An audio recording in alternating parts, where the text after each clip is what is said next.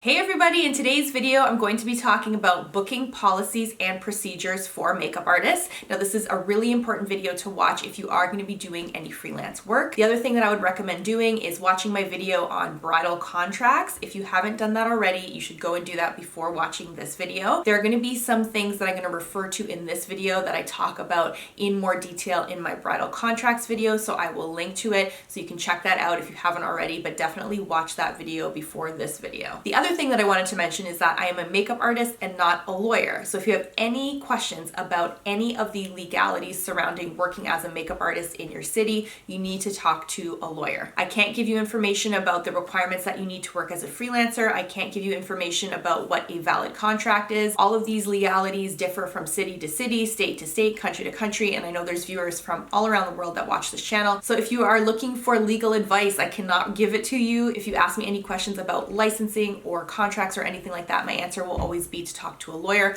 Talking to a lawyer is always the right thing to do, and it's a great investment for your business. The reason I want to talk about booking policies and procedures is because these are things that you're going to apply to every single client that you work with. The contract that we typically speak about as makeup artists is going to apply to your large event bookings, your wedding bookings, things like that. Exchanging a contract with every single client you have outside of that type of booking in the real world does not happen.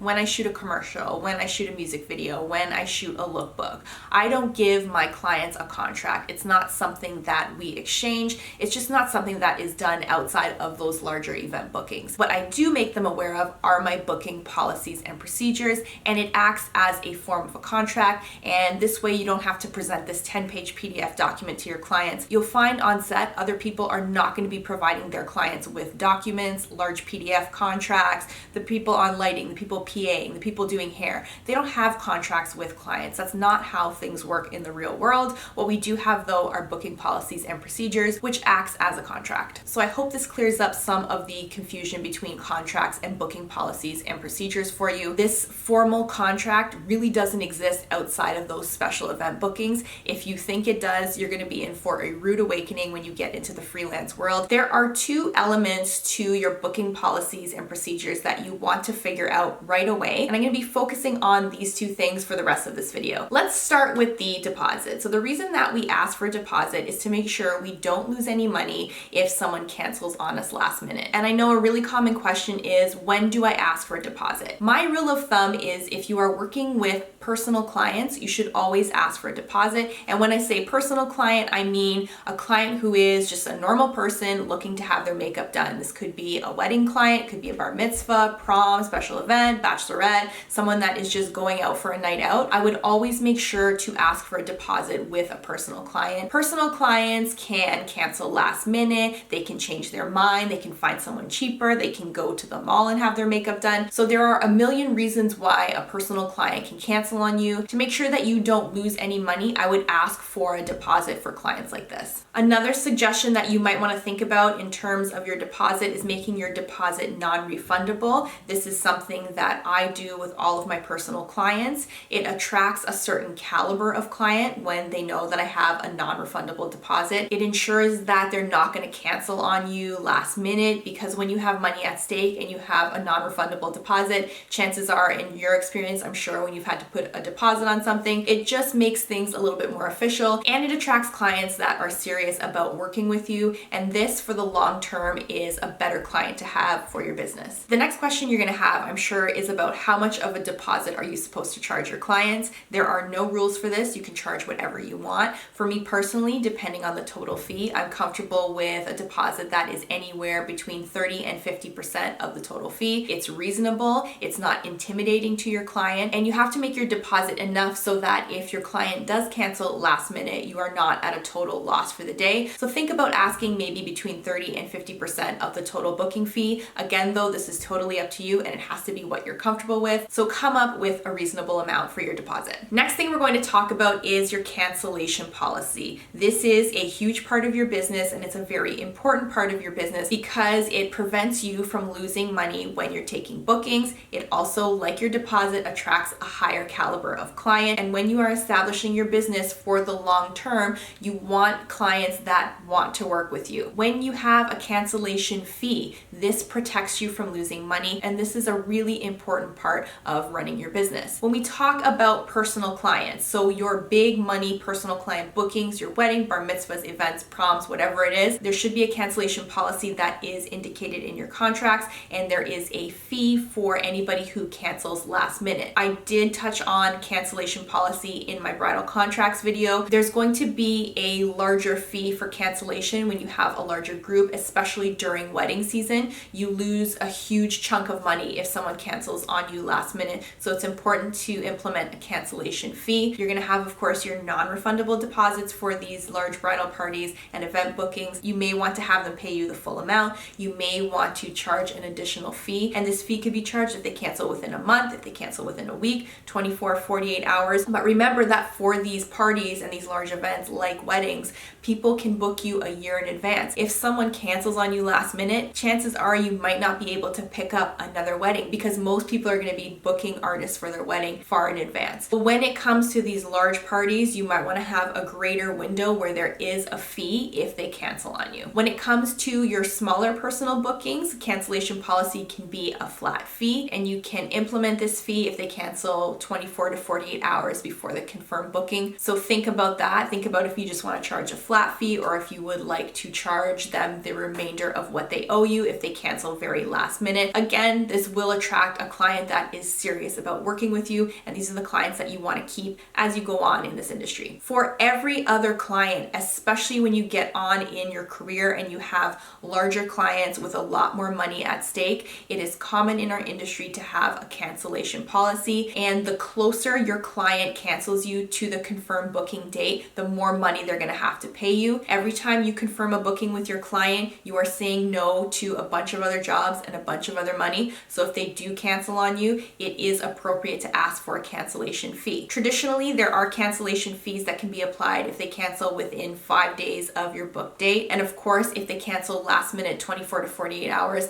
the cancellation fee is going to be a little heftier, and you can ask at this point for a larger sum or the full amount that they owe you if they cancel very last minute. So with clients outside of your personal clients, make sure that you think about this cancellation fee and this cancellation policy so that you attract people that want to work with you, and it's a more professional way to conduct your business. An important thing to think about when you are looking at asking for a deposit for your services, when you are thinking about asking for a fee for cancellation, when you are thinking about determining your policies and procedures for cancellations, is that what you are asking from your clients is fair. Things change last minute in our industry all the time, and you have to be a little bit lenient with this. Charging somebody your full rate if they cancel a month in advance, if you're working on a commercial or a photo shoot or whatever it is, this is not a reasonable ask. If they cancel 24 to 48 hours, this is something that is more reasonable to ask for your full rate. If something happens where your client reschedules by a day or 2 days, think about how valuable your relationship is with this client.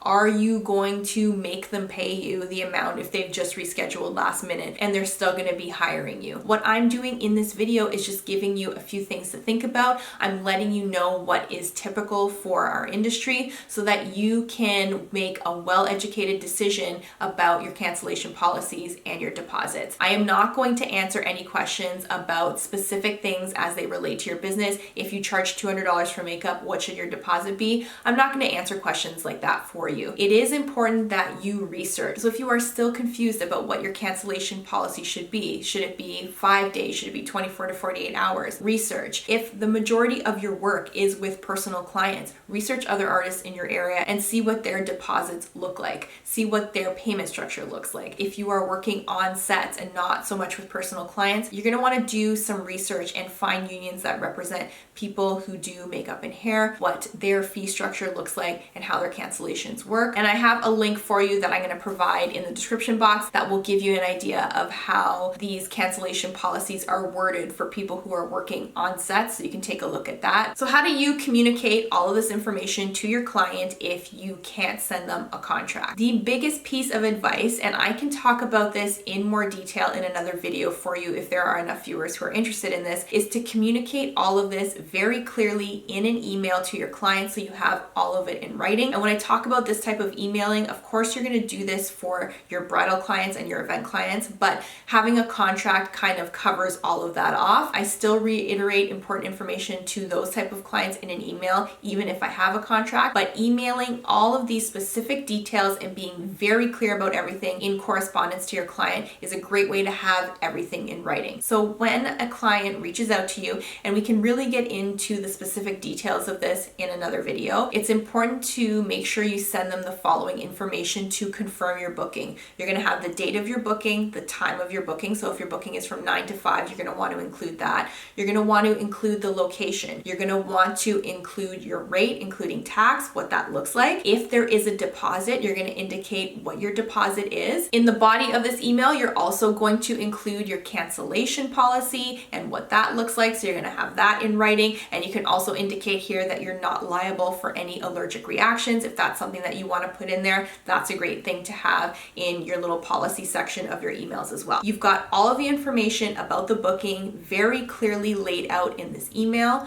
You're going to send all of this to your client, and you are going to ask them to confirm you for this booking by replying to this email. And you can indicate that if you do not have a response to this email, you are not confirmed for the booking. That way you can get it in writing that they have acknowledged all of your booking policies and procedures, your rate, the location, they've double checked it, everything's fine. They can respond that you are confirmed for this booking via email, so you have everything in writing and it's very clear. And this is something you want to get into the habit of doing no matter what with every single client. On top of this confirmation, any further correspondence with your client, you can take your little section on your cancellation policy and you can put it in tiny writing underneath your signature on your email, so that with any further communication via email to your client, that cancellation policy is very clear and it's there, so there's no way that they have missed it in any of your correspondence. So that's another little tip that I think that is going to be helpful for you. That is it for this video on booking policies and procedures. I understand this was a lot of information. The hardest part about this topic, and even when I was creating notes for myself to speak about this topic, is that there's really no rule book for this. What I'm talking about in this video are all suggestions. There are things that work for me. Every client is also going to be different, but I wanted to create this video for you because I wanted to make you aware that there are things that you can do in your business to protect yourself, to make sure that you don't lose money. To all of the people that are probably going to ask me very specific questions about how much of a deposit they should charge, what their cancellation policy should be, I am not going to answer those questions for you. It is really important that you get out there and seek the information that you need to make the best financial decisions for your business. And that's really what this is. When it comes to booking policies and procedures, there is a big financial component to it. You don't want to lose money on your bookings.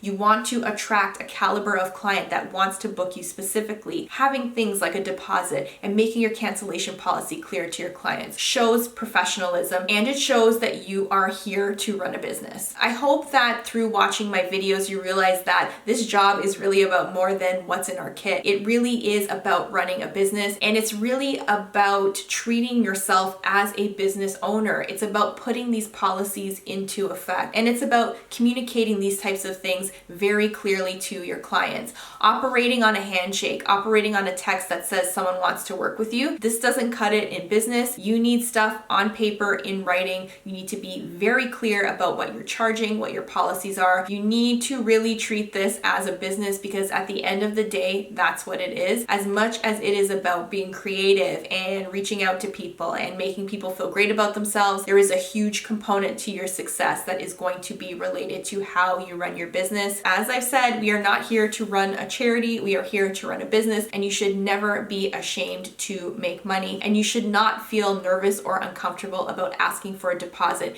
and having a cancellation policy. It is important that you get out there and do the research that you need to do to make sure you understand why all of this happens, why we have a deposit, why we have a cancellation policy. This is just gonna make you more confident when you present this information to your clients. I'm hoping this video gave you a little bit more insight on what to think about and also gives you the motivation that you need to take the time to figure out these types of policies and procedures for yourself. If this video is something that is helpful for you and you want to know a little bit more about this side of the business, I'm definitely open to doing more videos like this. I know talking about invoicing and asking for money is something that is challenging for a lot of you. So if this type of thing interests you, let me know in the comments below and I can continue producing content like this. So good luck with your research. Good luck in nailing down your policies and procedures. Of course, I will see you back here next Wednesday. Bye everybody.